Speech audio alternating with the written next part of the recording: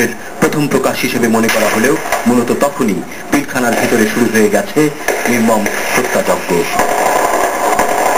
দরবার হলের সিলিংয়ে প্রাণ বাঁচিয়ে সে সবই দেখেছেন মেজর মনির। ঘটনার সূত্রপাত হওয়ার 1 থেকে 1.5 ঘন্টার মধ্যেই মোটামুটি মাস কিলিং সেটা কমপ্লিট করা হয়েছে এবং যে সমস্ত ঊর্ধ্বতন কর্মকর্তা ছিলেন তাদেরকে উইদিন 45 মিনিটস ফার্স্ট টার্গেটই ছিল ওনারা। প্রায় হবে 10টা সাড়ে 10টার মতো হবে। তো আমাকে আবার মেসেজ করলো যে র্যাবকে জানাও এখানে ভিতরে সমস্ত অফিসারকে মেরে ফেলেছে। আমি চিৎকার করে কাঁদতে থাকলে বললাম কাদেরকে মেরেছে বলো। সকাল 10:30টার মধ্যেই সায়েন্স ল্যাবরেটরি সহ ধানমন্ডি এলাকায় পৌঁছে যায় সেনাবাহিনী। তবে সাধারণ মানুষ সহ মিডিয়া তখনও জানে না কি ঘটে গেছে পিলখানায়।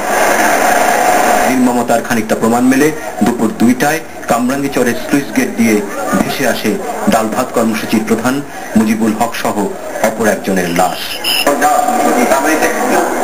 খুব কাছ থেকে এদের গুলি করার প্রমাণ পাওয়ার কথা জানান ঢাকা মেডিকেলের ময়নাতদন্ত বিভাগের চিকিৎসক। কেউ কেউ ছিল সিঙ্গেল গুলি বা 2টো গুলি এরকম আছে, তবে অধিকাংশ গুলিগুলোই কিন্তু ঢুকে আবার বের হয়ে গেছে, গুলিটা যে বডির ভিতরে ছিল তা না। এটা ইন্ডিকেট করে যে খুব একটা দূর থেকে করা হয়নি।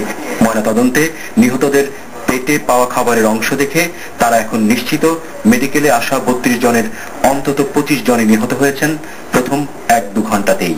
আমরাও এখানে অধিকাংশ ক্ষেত্রে সেমি ডাইজেস্টেড ফুড পেয়েছি, যেটা ইন্ডিকেট করে যে হয়তো খাওয়ার 3 ঘন্টার মধ্যেই 2 ঘন্টা বা এরকম সময় হয়তো মারা গেছে অধিকাংশ জন।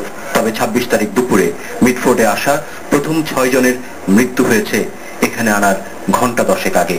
আমাদের কাছে যেদিন আসছে তার 26 তারিখে যেগুলো ডেড বডি আছে সেগুলো ডেড বডির মৃত্যু সম্ভবত 8-9 ঘন্টা পূর্বে হয়েছে, 8-9 ঘন্টা পূর্বে। আর পরেগুলো স্বাভাবিকভাবেই 1-1.5 দিনের মধ্যে এগুলো প্রায় 24 ঘন্টা 26 ঘন্টার মধ্যে ডিস্টেন্সের মধ্যে এগুলো হয়েছে। ব্রিগেডিয়ার বাড়ি সহ ওই 6 জনকে জিম্মি করেও শেষ মুহূর্তে মেরে ফেলা হয়। মিডফোর্ডে আনা বাকি 30 থেকে 35 জন নিহত হন প্রথম ঘন্টাতেই। গোয়েন্দারা ধারণা দিয়েছেন গ্রেফতার করা বিডিআর ও বেঁচে যাওয়া সদস্যদের জবানবন্দি দিয়ে হত্যাকাণ্ডে জড়িতদের খুঁজে বের করা খুব কঠিন হবে না।